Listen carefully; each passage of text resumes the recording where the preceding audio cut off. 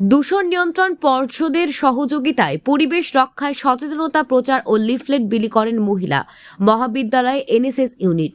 বৃহস্পতিবার ছাত্রীরা এমবিবি চকের সামনে জনগণকে পরিবেশ রক্ষায় বৃক্ষরোপণে এগিয়ে আসেন আহ্বান রাখেন।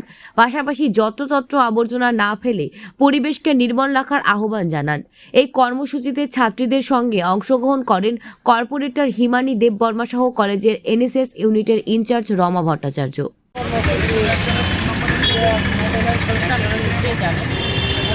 আমরা মহিলার একটা কলেজ, আমরা আজকে শেষে কারণে নিয়ে আমরা প্রত্যেক ইয়েতে ওয়ার্ডতে আমরা করি, সব জায়গায় আমরা করি। যেহেতু আমরা যে শহরের মধ্যে যে বায়ু দূষণ পরিবার বায়ু দূষণের লেগে আমরা সবাইকে অবগত করার জন্য আজকে এই লিফলেটটা আমরা দিলাম।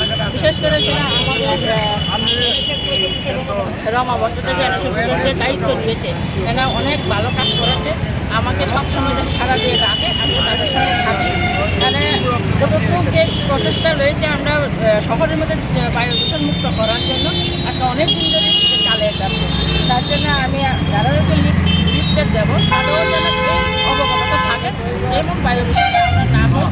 এই বায়ু দূষণটা আমার অনেক কিছু রোগ আগে হয়েছে, আপনারা নিতে জানেন, ক্যান্সার রোগ হয়েছে, আমাদের এভরিথিং রোগের মধ্যে তারা জড়িত হচ্ছে শুধু এই বায়ু দূষণের কারণে। এটা যেমন সবচেয়ে বায়ু দূষণকে শেষ করে আমরা মানুষ একটা ভালোভাবে থাকতে চাই বা সুস্থ থাকতে চাই। Thank you.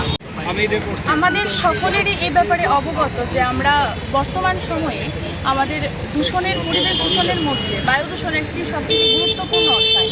তো সেখানে মনুষ্য সৃষ্ট দূষণের দ্বারা আমাদের পরিবেশের ওপর এবং কি সমস্ত প্রাণীগুলোর ওপর যে ক্ষতিকারক প্রভাব পড়ছে, তার মধ্যে একটা সমীক্ষা করে দেখা গেছে যে বাতাসে যে ভাসমান ধূলিকণা, যার ফলে আমাদের সকলেরই হৃৎপিণ্ডের ক্ষতি, ফুসফুসে ক্যান্সার, স্ট্রোক ইত্যাদি বিভিন্ন রকমের রোগ আমাদের দেখা দিচ্ছে।